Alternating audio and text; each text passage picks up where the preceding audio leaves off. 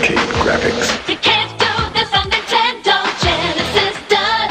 16-bit sports action. You can't do this on Nintendo Genesis. Does. Genesis. Does. Genesis. Does. Genesis. Does. Genesis does. What Nintendo don't. Roger, they have made your rocket. And that was the first nuclear-powered ballistic missile that launched the console wars of the 1990s, which saw Nintendo and Sega battling it out for video game console supremacy. But who actually won? Well, gamers, of course. X-Ray, X-Ray, read all about it. Gamers win the console war. We reaped all of the benefits with gaming's largest companies locked in a cycle of one-upmanship that resulted in the best gaming experiences month after month, year after year. Sega knew its 8-bit Master System was tanking compared to the juggernaut sales of the NES, so it did what anyone would do if they had the means. Create a much more powerful system than the competition and make truly unfair comparisons between the two. What Nintendo. Not only were first-party titles like Mario and Sonic of utmost importance to Nintendo and Sega back then, but so was having the best library of exclusive third-party titles that were only available on their console. Slap on your hammer pants and let's get jiggy with it. Let's jump back to the early 90s to see the Genesis games Nintendo hated for being so cool. Sega realized early on that they could stock their Mega Drive/Genesis systems with arcade titles, and that might be their ticket to fame and fortune. By the late 80s, it was pretty clear that the NES could deliver the arcade hits from the earlier part of the decade, but not the latest coin-op sucking money down at the local mall hangout. Sega's 1988 arcade smash, Altered Beast, did appear on the Famicom in Japan, and actually it wasn't too bad, in terms of gameplay, but it looked like a bad knockoff of the arcade version. It was a very different story on the Genesis, as Altered Beast blew away gamers looking for a pixel-perfect version at home. Sega made the wise decision to package Altered Beast with every Sega Genesis console, cementing their role as the console to bring home the arcade hits.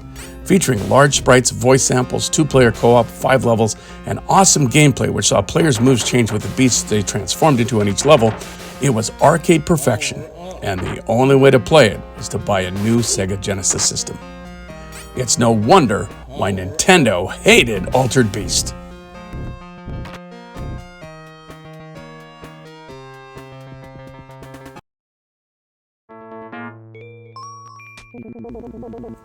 As an arcade purist, I couldn't wait to get my hands on Ghouls and Ghosts when it debuted on the Genesis in early fall 1989.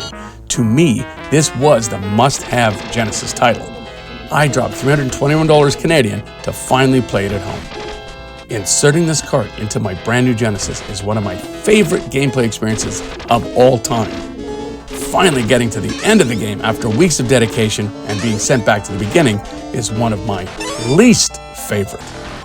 I seriously lost mine.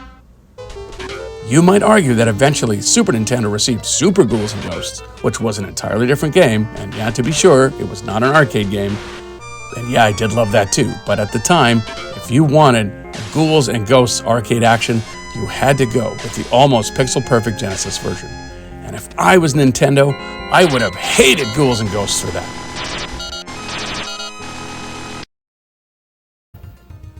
The Revenge of Shinobi had a lot of things going for it. It was a fantastically fleshed out sequel to Sega's straightforward arcade game Shinobi, so it already had name recognition. It had large sprites, big boss fights, tight gameplay, seriously great score by Yuri Hoshiro, who you'll know from Sonic and Streets of Rage, among others. And if you're lucky, you'll get the version that features Rambo, Terminator, Batman, SpiderMan, and Godzilla, but I'm not going to, spoil that here. You'll find Revenge of Shinobi on the Best of Genesis list everywhere, so its inclusion on this list is no surprise, and I know I don't have to wax poetic about it or its sequel Shadow Dancer. The Shinobi series on Genesis was responsible for a lot of very happy new Sega console owners. No wonder Nintendo hates Shinobi.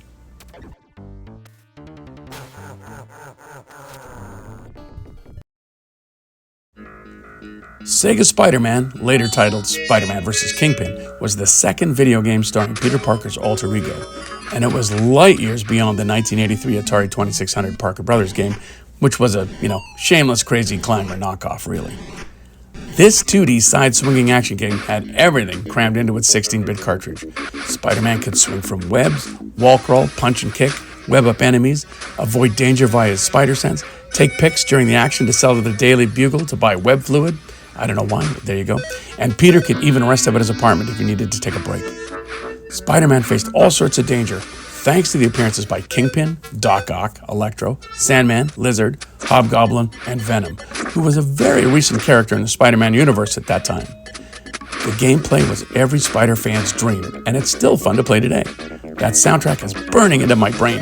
Nintendo wouldn't have its own Spider-Man title until a year later in '92, when LJN pooped out Spider-Man: The Return of the Sinister Six, which was...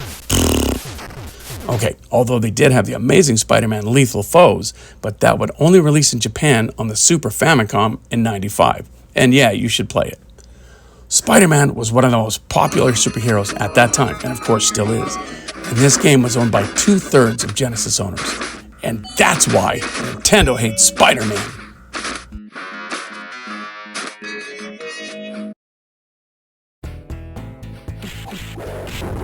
Speaking of comics, ever wanted to play a comic book?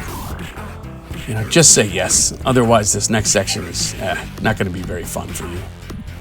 Comic Zone remains one of the most unique video games ever created. But wait, there is a caveat to that. Once you play it for a bit, you realize why no one bothered to continue this trend. Now, playing as Sketch Turner, a typical starving artist and all-around rock and roll musician, and you can tell this because he wears sunglasses during the day and has a ponytail. You get zapped into your own comic creation by Mortis, the evil villain from your story, and thus begins a beat-em-up brawler in the vein of Final Fight, but within comic book panels. You either loved this one, or hated it, or thought it was okay. Okay, so I guess that encompasses like every opinion. But gamers ate it up, and it was another feather in the cap of Sega, who wanted to prove no idea was too crazy to throw out there. And that's why Nintendo hated Sketch Turner, and it's too hip for Duck Hunt Ponytail. And at least they did hate him, until 7 years later when they, allowed Comic Zone on the Game Boy Advance.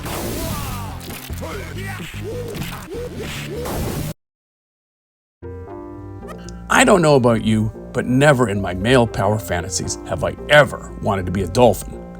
But apparently, I'm the odd man out, as gamers gobbled up this game when it debuted on the Genesis in '92, like it was whatever dolphins eat at a whatever dolphins eat eating contest. And you know what? Yeah, I know about Google. I could have Googled what dolphins eat, but having lived with Google for almost half my life, I'm now embracing not knowing stuff.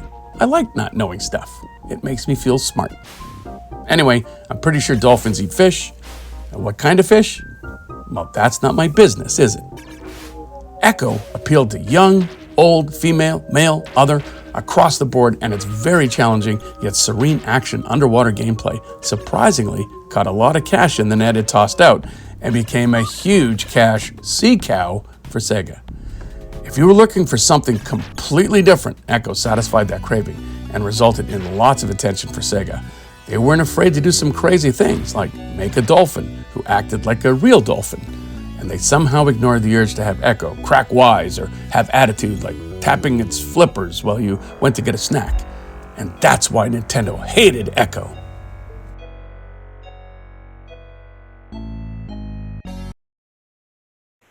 EA Sports. It's in the game.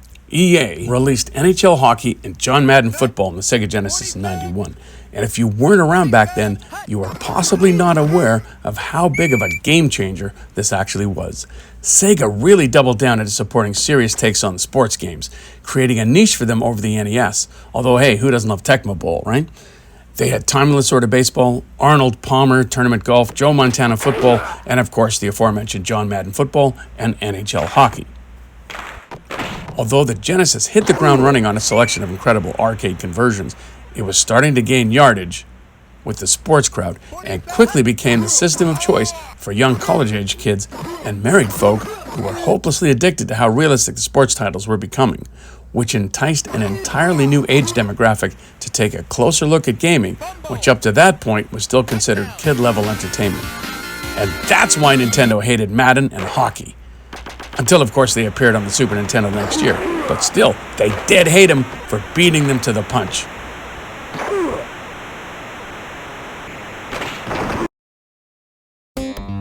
Toe Jam and Earl are two wild and crazy aliens who accidentally crash their spaceship on Earth. They have to locate parts of their ship and reassemble them to get off the planet. On their three-quarter top-down single or two-player journey, they'll amble all over the planet, which, kind of resembles all the proof a flat earther requires while avoiding Earthlings and other creatures who are hell-bent on stopping them. Also, there's a lot of phones ringing for some reason, and presents to open, and elevators to take. I consider it to be one of the first, walking simulators, and I'm not gonna lie. Back when I bought it, I found the gameplay irksome, slow, repetitive, and the hilarity... Still funny, but not ha-ha funny. And my opinion hasn't really changed on my revisit for this vid. If you've ever seen the Simpsons Poochie episode, you'll understand how I viewed the forced, gnarly dude antics less than amusing. I did like the homage to Herbie Hancock's Chameleon synth bass line. Nice. But my bad attitude couldn't stop Toe Jam and Earl from becoming a sleeper hit for Sega. The sequel, Toe Jam and Earl and Panic on Funkatron, was actually not more of the same, and became what initially looks like a Me Too side-scroller. But I'd argue it's a lot more fun to play and has some very cool creative ideas. The success of the game's lead, Toe Jam and Earl, to become Sega mascots right behind Sonic for a while, well, that's quite a feather in their cap of these two zany aliens. And that's why Nintendo hated Toe Jam and Earl.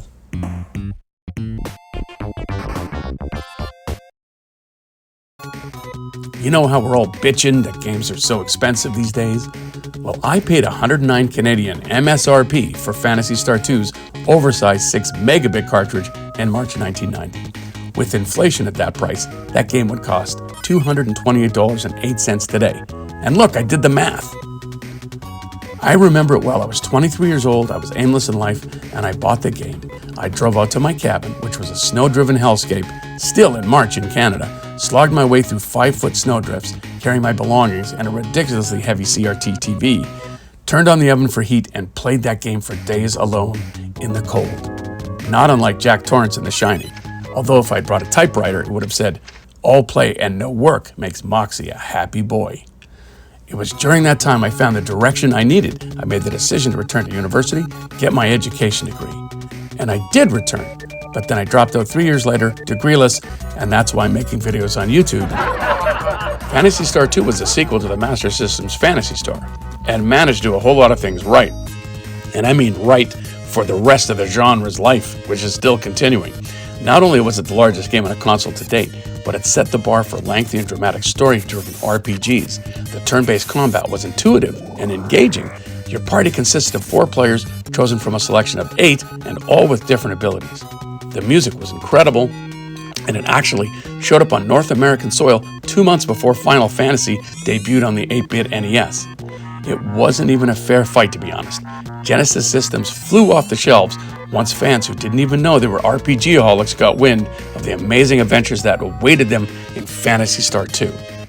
And that's why Nintendo hated Phantasy Star 2. And next week, I make my final payment on it. Yay, it's been 33 years, and it's finally mine. Back in the 80s and early 90s, if it wasn't SpiderMan or XMen, Just clap! Therefore, it was a no-brainer for Sega to suck up the XMen license after having had mucho success with Spider-Man. After the absolute abomination of LJN's Uncanny X-Men on NES, which I drove through a snowstorm risking life and limb to purchase, I might add, X-Men on the Genesis was a sight for sore optic blast. Featuring 4 of Xavier's School for Gifted Youngsters' best students, Wolverine, if you can call a 150-year-old cigar-smoking, beer-drinking, hairy psychopath a youngster, Nightcrawler, Gambit, and Cyclops. Female heroes need not apply, apparently. Professor X, more like Professor Sexist. The whole game took place in the X-Mansion's Danger Room, which was overtaken by a virus. The game was tough, a little haphazard, had some issues, but overall it was a playable Marvel comic come to life, and that was definitely a rarity at the time. Featuring one of the most infuriatingly deceptive and most counterintuitive game design decisions ever, gamers had to actually press the reset button on the Genesis to eradicate the virus during one of the later levels. And yeah, this was before the internet, so good luck calling Nintendo game counselors to ask that question. And by the way, good luck playing it on an emulator. There is no reset button.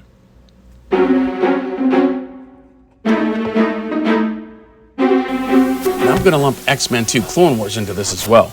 It featured 7 playable characters: Wolverine, Beast, Cyclops, Gambit, Nightcrawler, Magneto after level 3, and actually included Psylocke, a female character. This 2-player sequel was much better as a solo adventure, due to the awkwardness of the level scrolling with 2 characters on the screen at the same time.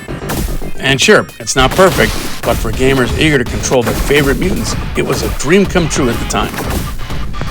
Giving Marvel fans 2 cool X-Men games that are way above and beyond that weak SpiderMan and X-Men and arcades revenge nonsense, that's definitely why Nintendo hates the X-Men.